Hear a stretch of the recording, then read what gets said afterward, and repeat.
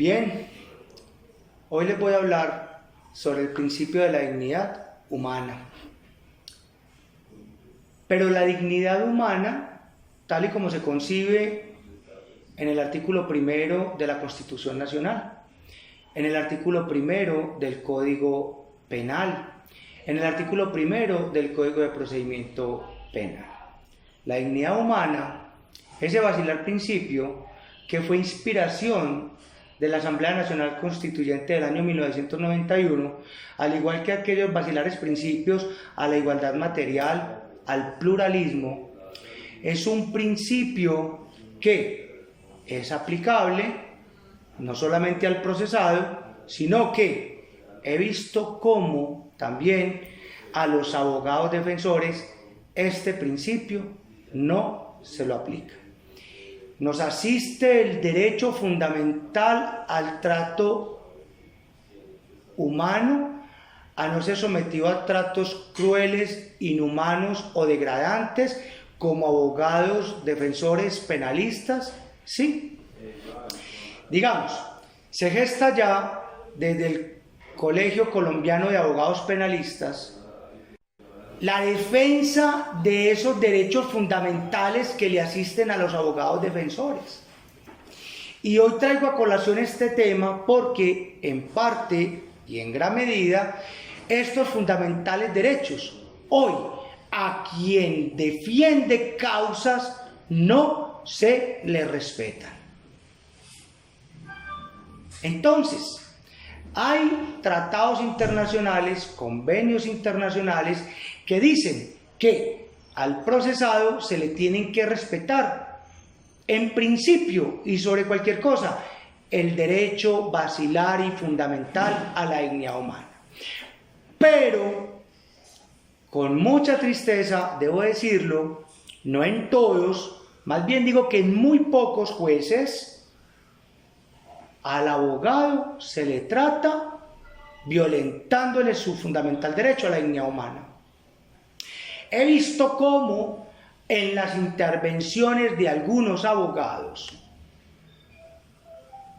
en sala de audiencias, otros intervinientes u otras partes se burlan, se ridiculizan, se burlan de las intervenciones de los abogados, a lo cual algunos jueces ni se inmutan, nos llaman al respeto, a la cordura, al orden, a la altura de una audiencia, porque cuando un abogado defensor, en su intervención legítima a la defensa, promoviendo recursos, haciendo alegatos, y se ríen en sala de audiencias. Ahora, cuando hay abogados, no con mucha experiencia, y de pronto pueden equivocarse, se burlan de esos abogados, lo cual es inaceptable, lo cual no es de buen recibo.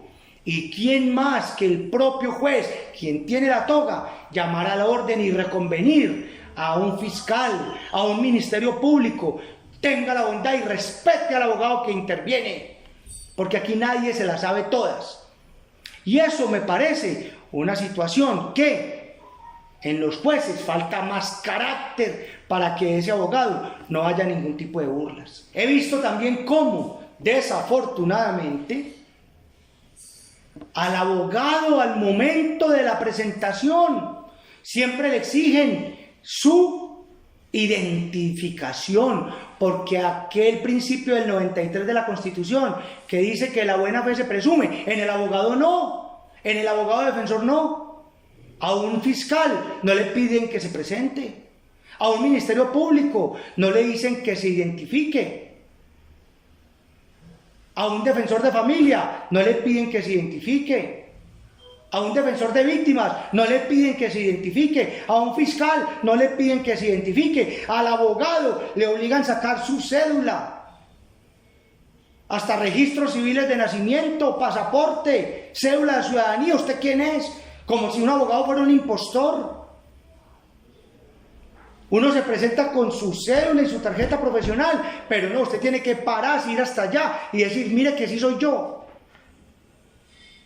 Eso es un trato inhumano, porque se puede pensar que otra persona es un impostor Y en Bogotá pasó con una libertad recientemente, donde un fiscal simuló serlo, sin serlo, y recordó y logró la libertad de unas personas. Y ese caso pasó, fue muy nombrado. Pero el abogado sí se tiene que identificar. No lo miden con el mismo rasero. Cuando vamos a otro escenario, la iniciación de las audiencias. Si el abogado defensor llega 2, 3 minutos antes, instalan audiencia. El juez exhorta a las partes, manda un mensaje incendiario donde a todas las partes las exhorta. ¿Cómo le parece que nos dejan acá esperando? ¿Qué opinan al respecto? Claro, la respuesta que se espera es: láncelo a la sala disciplinaria por irresponsable, sin darle la oportunidad de defenderse, de decir qué le pasó, si fue que le amaneció enfermo un hijo, si tiene la esposa grave, si tiene a su mamá en una clínica, si se accidentó, si fue que amaneció enfermo el abogado. Sin mayor consideración, lo mandan para la sala, sin la posibilidad de defenderlo. Eso cuando han esperado 3 minutos. Pero cuando la fiscalía llega tarde 1 hora o 2 horas, no pasa nada, no lo requieren, no exhortan a las demás partes. Hay veces la fiscalía ni se excusa o se presenta de manera tardía y no pasa absolutamente nada. La judicatura, no hay un reproche por parte de la judicatura. Complacencia inaceptable. No lo mandan a requerir, no lo mandan a pedir prueba sumaria, pero a la defensa, cuando es medio benévolo el juez, dice: ¿qué prueba me puede traer? Eso es inaceptable.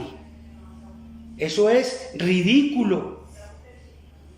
Cuando va a empezar una audiencia, antes de la misma, le abren las puertas del despacho y le dan un escritorio para que prepare la audiencia, le sirven un tinto. Intercambia a veces conversaciones con el juez. Al mediodía, cuando es la hora de almuerzo, jueces y fiscales se sientan a almorzar juntos, lo que es prohibido y vedado por el Código de Procedimiento Penal. Y cuando termina la audiencia, también dentro del mismo despacho de la judicatura, conversaciones entre algunos jueces. Y eso es prohibido y es inaceptable y deja mucho que desear. Clientes míos me han dicho: ¿y por qué esa conversación así entre ellos cuando está el que decide y está el que acusa?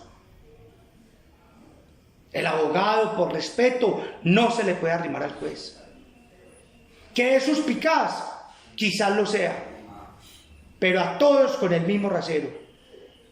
Cuando un abogado va al despacho fiscal a recoger un traslado, a ofrecer un interrogatorio, a ofrecer cualquier tipo de diligencia, te hacen identificar quién sos, a qué venís, exhiba sus documentos, deje su celular, quítase los zapatos.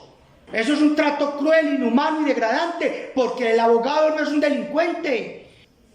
El abogado no se va a inmolar con una bomba para explotarse adentro del despacho fiscal. ¿Qué tal donde una fiscal, como ha pasado, que vienen a mi despacho, le haga quitar los zapatos a la entrada, le retenga su celular, que es un objeto personal? ¿Por qué? Es un funcionario público, merece respeto, pero los abogados también merecen respeto. Y esa situación no pasa. Entonces es un llamado y vamos a empezar a construir, porque desde el Colegio Colombiano de Abogados Penalistas de Colombia, capítulo Antioquia, Comité de Defensa, vamos a empezar a equilibrar las cargas, porque no vamos a permitir que los abogados defensores sean las cenicientas del proceso penal. Y no siempre que se frustre una audiencia es por causas imputables al abogado de la defensa. Y cuando otro sujeto procesal, parte o interviniente, llegue tarde o no llegue, respete también los tiempos de la administración de justicia y se le reconvenga en las mismas formas y en la misma medida en como se hace con los abogados penalistas defensores.